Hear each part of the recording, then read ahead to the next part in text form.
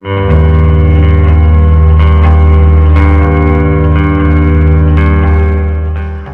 magandang umaga po ng Biyernes, September 8, 2023. So latest weather update po muli tayo ngayon. Wala po tayong nakataas ngayon or wala po tayong sama ng panahon dito nga po sa loob ng PAR or Philippine Area of Responsibility. Sa ngayon po ay naapektuhan po ang ilang bahagi po ng Metro Manila, Luzon, Visayas at Mindanao dahil na rin po sa tinatawag natin na Southwest Monsoon or hanging habagat na siya pa rin pinapalakas ng mga cloud cluster or mga LPA.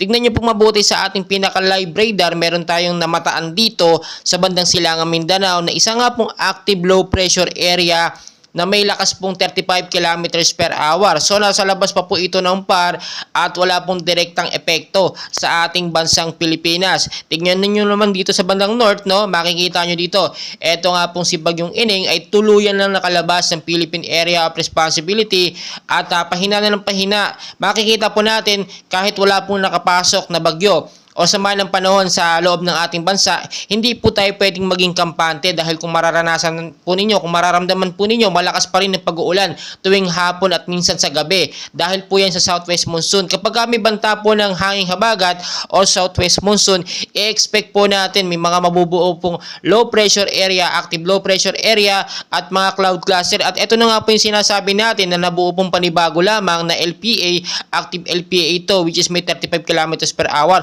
Posible po ito maging isang ganap na bagyo kapag lumakas po ang kanyang hangin. So talagang dapat natin itong bantayan. As of now, maging ready pa rin po tayo sa mga posibilidad na mangyari dahil mahirap po i-predict ang galaw po ng panahon. Pabago-bago po yan, especially po sa bandang Silangang Mindanao at sa North Luzon po. Mag-ingat po kayo dyan dahil madalas po dyan po ang nagiging direksyon ng bagyo. Ngayon po maging I am ready po tayo sa mga posibilidad lalo na po sa mga lugar na bahain po, no, sa Metro Manila. Yung mga mababang lugar po dyan, mag-ingat po kayo kahit po Southwest Monsoon o hanging habagat lamang ang ating hypnosis ay hindi po natin ito pwedeng baliwalain. Mag-ingat po kayo sa banta pa rin ng pagbabaha dyan, no? Ngayon po, linisin natin ang mga estero, yung mga daluyan ng tubig para hindi po nagbabara ang mga plastic at basura. Ganyan din po sa mga lugar na matataas. Mag-ingat din po kayo dyan sa banta nga po ng landslide kapag ka nagkaroon po ng patuloy na pag-ulan.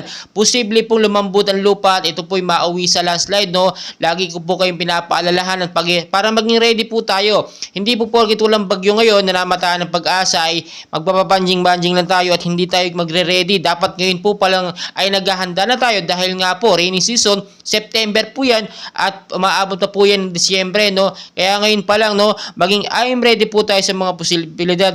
And please paki-share, like, subscribe, pahit na rin po ng notification bell para updated po kayo sa ating mga bagong uploads at sa ating mga weather by update day by day, time to time. And please, maraming salamat po.